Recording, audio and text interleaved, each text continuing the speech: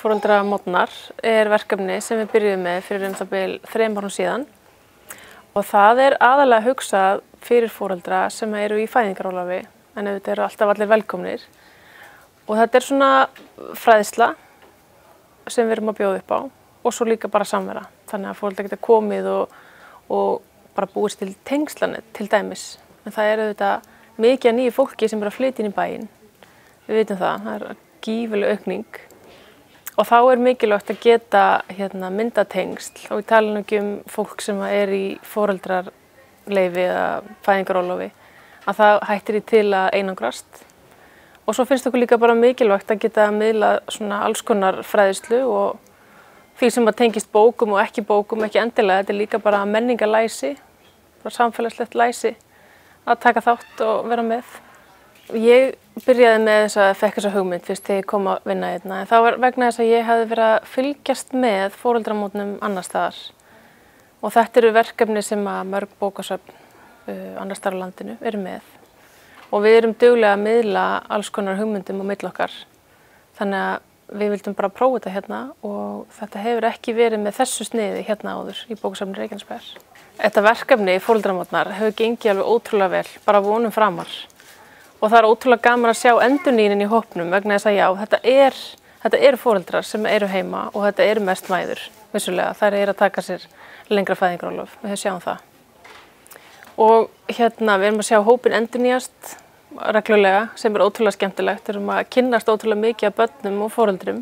Við erum að sjá börn og foreldra koma hérna og byrja snemma að koma í bókasafnið og kynnast safninu og því sem í boði hérna í safninu. Það mjög mikilvægt, finnst okkur. Og svo erum við bara að sjá börn og foreldra eldast með safninu og við bara höldum áfram að þekkja þau og fá þau heimsókn á alls konar. Af því að viðburðir í safninu eru að sjálfsögðu fyrir fólk á öllum aldri og börn á öllum aldri. Það hafa verið margir fyrirlesarar, skemmtilegir og fjölbreyttir sem hafa komið til okkar hingað á Foreldramótna. Bara sem dæmi þá kom hún hérna Kristín Mariella sem fjallar ræ-uppeldisaðferðina.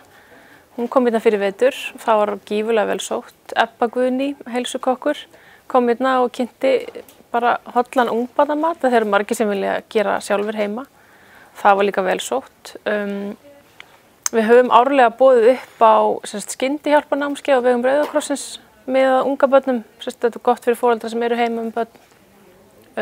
Já, það bara, ég reyni bara að hafa þetta ótrúlega fjölbreytt og sem miðar að þessari stóru flóru sem það að eiga lítið barn. Þú veist, það eru taubleiur og ungbarnanutt og foreldrajóga og krakkajóga og bækur og þú veist, það svo mikið sem það að tala og fræðast Foreldramótnar eru í hverri viku hér í bókasafni Reykjanesbæjar og við hittumst á fimmtudögum frá klukkan 11 til 12 og við reynum að hafa það þannig að í annað hvert skipti boðið upp á einhvers konar fræðslu. Í hin skiptin þetta meira svona afslöppun og fólk að fá sér kaffi og spjalla og kynnast. Og hún Angela hérna í Ráðhúskaffi, hún alltaf með tilboð og afslætti fyrir foreldra sem að koma. Þannig að þetta verður oft svona notalegur hittingur hjá foreldrum sem að taka sér síðan bara hádegismat og svona einhvern veginn nýta daginn í að fara út og vera saman.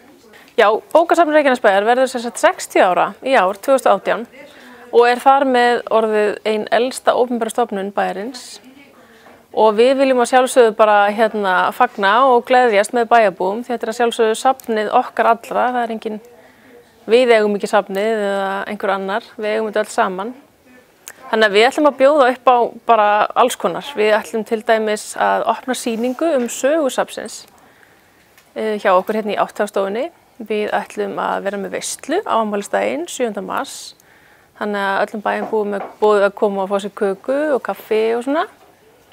Við ætlum að fá hana Lóa Boratorium, teiknimyndasögu hönnuð, til að koma. Og hún ætlar að opna sýningu í teiknimyndasögudeildinni og unglingadeildinni og vera svo með námskeið fyrir bara alla áhugasama teiknimyndasögur. Já, það sem það verður bara hægt að læra að teikna og hún sagði sjálf, það þarf ekki að hafa neitt, varst ekki einu svona að hafa kímni gáfu til að koma, bara áhuga, bara byrja að prófa og skoða hvernig þetta Það verður 17. mars.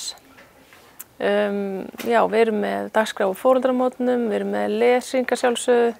Hér eru konur sem hittast og koma á prjóna sem eru hættar að vinna og að gefa afraksturinn til leikskólana. Þannig að það er alltaf til aukasetta vettlingum og húum og svona. Við erum að sjálfsögðu alltaf að taka á móti leikskólum bæjarins hérna í sögustundir í hverri viku. Þannig að það er mikið barnastarf í gangi. Já, hlutverk bókasafna er að sjálfsögðu að breytast ótrúlega mikið og hefur breyst mikið á síðustu árum. Þetta er ekki lengur þannig að þú lappar inn og það er alveg þögn og má ekkert segja. Og hér er náttúrulega sjálfsögðu lifandi bókasafn því að við erum með kaffihús og þjónustuver bæjarins og það er mikið af fólki hérna. En þú getur líka farið í þessa ró og þetta næði sem að margir vilja og sérstaklega námsmenn. Það eru margir námsmenn sem koma og eru hérna.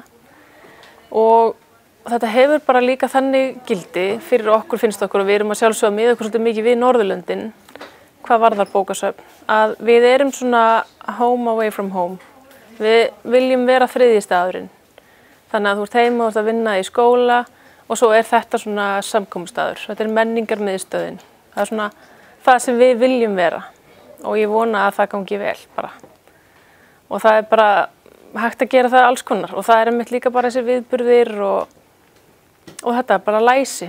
Læsi er ekki endilega að lesa í bók. Það er líka samfélagslega læsi og menningarlegt læsi og alls konar og við viljum einhvern veginn vera svona suðupottur fyrir það.